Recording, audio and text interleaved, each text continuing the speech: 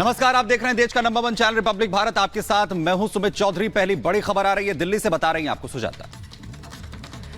शुक्रिया सुमित। और बड़ी खबर यह है कि दिल्ली के एक और मंत्री को ईडी ने तलब कर लिया है। ईडी दफ्तर पहुंच गए हैं दिल्ली सरकार के मंत्री कैलाश गहलोत। और घोटाले से जुड़ा हुआ ही ये मामला है। बताया जा रहा है कि जिस पॉलिसी को ड्राफ्ट करने वालों में कैलाश गहलोत का नाम है और इसी सिलसिले में ईडी ने उन्हें बुलाया है यह जानने की कोशिश कि आखिर इंस्ट्रक्शन कहां से मिले, कैसे मिले, कि किस तरह से ड्राफ्ट तैयार करना है शराब नीति का जिससे व्यापारियों को फायदा हो सके।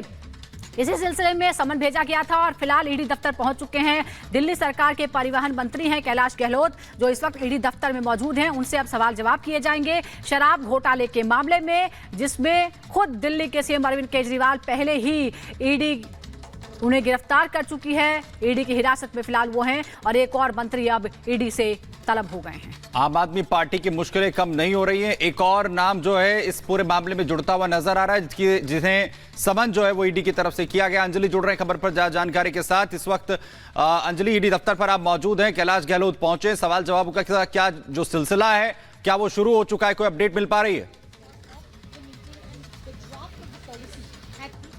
बिल्कुल, देखिए कैलाश गहलोत तो पहुंच चुके हैं। अब उनसे आगे पूछताछ जाहिर तौर है कि शुरू हो जाएगी, लेकिन कितने घंटे तक ये पूछताछ होगी ये फिलहाल सवाल बना हुआ है। लेकिन सबसे बड़ी बात कि कैलाश गहलोत पहले ही समन पर यहां ईडी ऑफिस में पहुंच जाते, क्योंकि उन्हें आज ही समन मिला और आज ही 11 बजे उनके पहुंचने का वक्त दिया गया और कुछ ही देर बाद वो ईडी ऑफिस में सवाल जवाब के लिए पहुंच जाते हैं। जैसा कि उन पर आरोप है कि जो पॉलिसी तैयार की गई थी वो उस ग्रुप में शामिल थे, उन्होंने मसौदा पूरा तैयार किया था, हरी झंडी दिखाई थी और साथ ही साथ उस पूरी इंफॉर्मेशन को यानी कि उस ड्राफ्ट को लीक किया गया था उस साउथ लॉबी को, जो कि इस शराब घोटाले का हिस्सा था। साथ ही साथ उन पर यह भी आरोप है कि विजय नायर, जो कि बिचौलिया था उस साउथ लॉबी और दिल्ली शराब घोटाले के बीच का बिचौलिया था, उसको अपनी सरकारी आवास में रहने की उन्होंने जगह दी थी।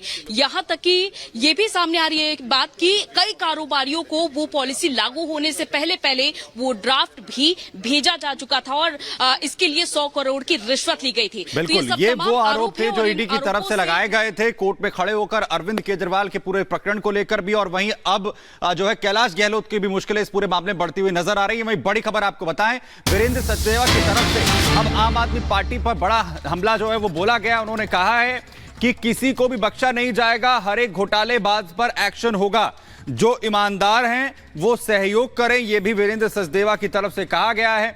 आपको बताएं कि आम आदमी पार्टी के जो तमाम नेता हैं उनकी मुश्किलें बढ़ रही, तो इस पर वीरेंद्र सचदेवा ने आम आदमी पार्टी पर हमला बोला है। देखिए, हमारा पहले से मत था कि शराब घोटाले में आम आदमी पार्टी के कई सारे नेता मुख्यमंत्री समेत शामिल हैं और जांच एजेंसी अपना काम कर रही है और कई परत दर परत खुलासे हो रहे हैं। तो मुझे लगता है अब शराब घोटाले में और नए किरदार सामने आएंगे।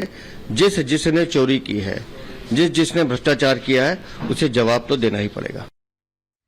तो पहले मनीष सिसोदिया, संजय सिंह और उसके बाद सीएम केजरीवाल और अब कैलाश गहलोत को तलब किया गया है। अंजलि, हम ये देख रहे हैं कि कैलाश गहलोत शायद ये दिखाने की कोशिश कर रहे हैं कि वो सहयोग कर रहे हैं, क्योंकि सबसे पहले यही आरोप लगा है कि आपके लोग सहयोग नहीं कर रहे हैं। सीएम 9 समन तक नहीं आए, कैलाश गहलोत पहले ही समन पर पहुंच गए हैं पूछताछ के लिए।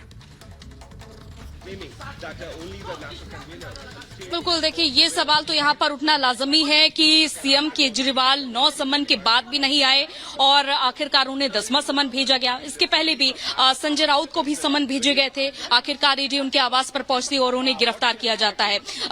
कुछ ऐसा ही मामला मनीष सिसोदिया के मामले में भी देखा गया। ऐसी ही घटना की मनीष सिसोदिया के एक के बाद एक समन भेजे जा रहे थे और वो फिलहाल गिरफ्तार होते हैं जब ईडी एक के बाद एक इन्होंने समन लगातार भेजती है। तो ऐसा ही लगातार कड़ी दर कड़ी चला रहा था और हो सकता है कि इन सब उदाहरण को देखते हुए कैलाश गहलोत ने यहां ईडी ऑफिस में पहुंचना जरूरी समझा कि एक के बाद एक समन के बाद सभी को गिरफ्तार ही किया गया। और इससे बेहतर है कि पहले ही समन में यहां पर कैलाश गहलोत, जो कि मौजूदा सरकार में परिवहन मंत्री, उनके पास कई मंत्रालय है, तो यहां पर अब पहुंचे हुए हैं। अब ये देखना होगा कि जब उनसे पूछताछ का सिलसिला जो शुरू होगा, क्योंकि टाइम भी देखिए, क्योंकि 1 अप्रैल तक दिल्ली के सीएम अरविंद केजरीवाल केजरीवाल हिरासत में है पहले ईडी के, और इसी टाइम पर कैलाश गहलोत का पहुंचना, क्योंकि उन पर यह भी आरोप है कि उन्होंने मोबाइल फोन भी नष्ट कर दिया था जब शराब घोटाले मामले में केस दर्ज हुआ था पहला, और इस नीति को तैयार करने के दौरान उन्होंने कई बार नंबर बदले। इस तरह के भी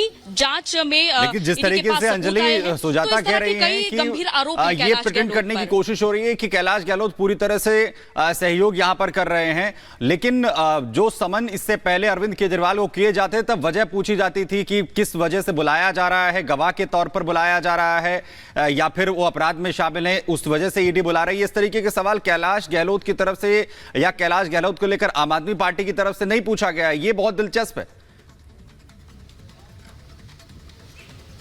बिल्कुल, यहाँ पर ये दिलचस्प बात तो है ही, लेकिन साथ ही साथ ये भी देखना जरूरी है। देखिए, सौरभ भारद्वाज कुछ कह रहे हैं, जरा पहले वो सुनवा देते हैं अंजलि, फिर आपके पास वापस हम यहाँ पर लौट रहे हैं।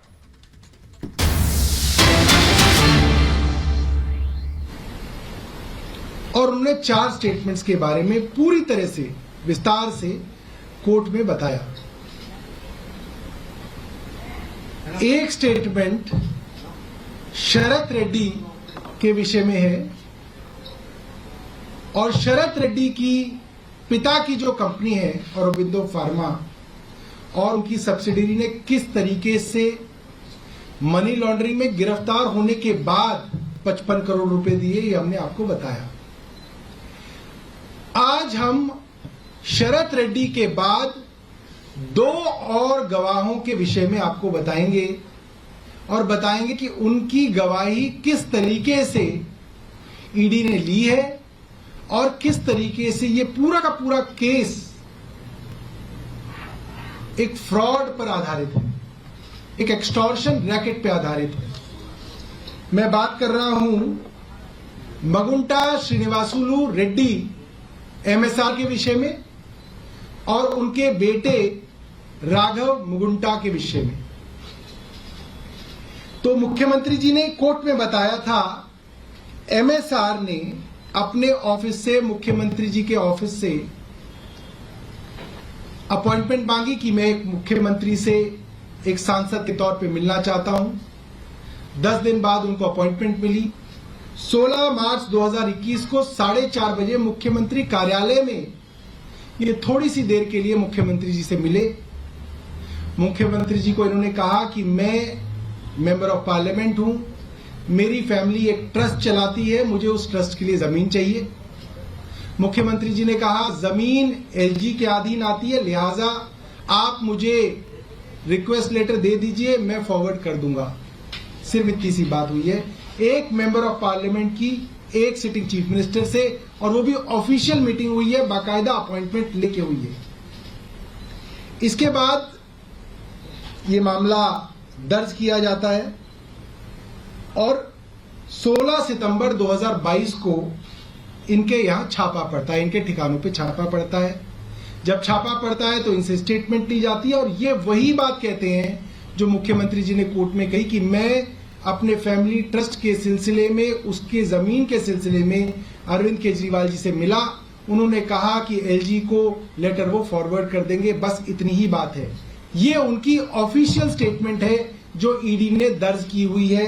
ये स्टेटमेंट 16 सितंबर 2022 की है। इसके बाद इनके बेटे